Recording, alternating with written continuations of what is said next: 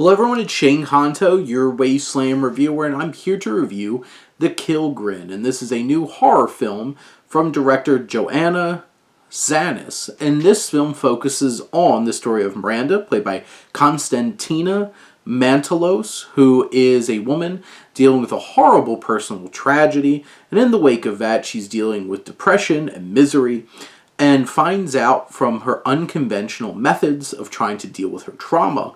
She is told by a healer that she has been indeed affected. Her aura has been infected by a Killgrin, this entity that keeps lurking behind her and others that she's connected with, and causing some horrible mayhem with a grin.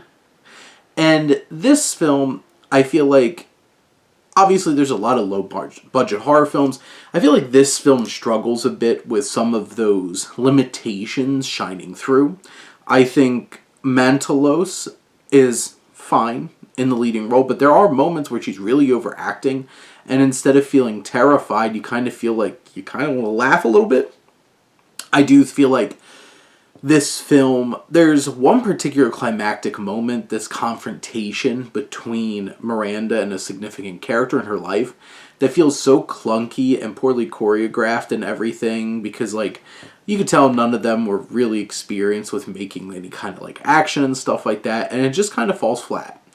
And in general, I think the performances are fine. They're serviceable. But then looking at this particular story, it feels very contrived and derivative of so many films up to this point that are creating these embodiments of our trauma, our depression, and how many more horror films can you make like that without it feeling just really tired and not very fresh? And this film in particular feels like it just gets into a rut of over an hour and 24 minutes, just keep going back to, well, now this person's going to die brutally, and we're going to see creepy things go on with their mouth, because Killgrin, and the entity is pretty disturbing, and I think it has some rock-solid kind of effects for a film that has such a low budget like this, but it just feels underwhelming in terms of those elements.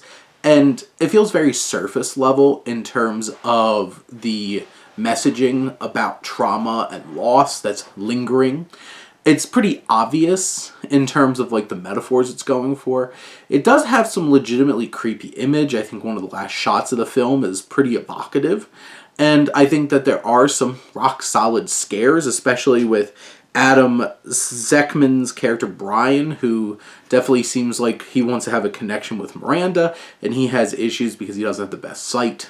And that leads to a very interesting situation with our murderous entity that leaves a feeling with you in a visual for sure. In general, I think this film has some lofty ideas. I think its budget and cast could only do so much with these big ideas with little money and the resources that they have with them. There's certainly elements of this where it's just like, I could see where the potential is. It's just not the most effectively executed. It's certainly clunky, and it's certainly a little overly serious. But at the end of the day, this is horror flick that's just chilling there on VOD. And if you're really into horror films, you might find some fun with this. But those are my thoughts on The Killgrin. Let me know what you think, and let's talk some movies. But thank you as always for tuning in and supporting your Wasteland reviewer.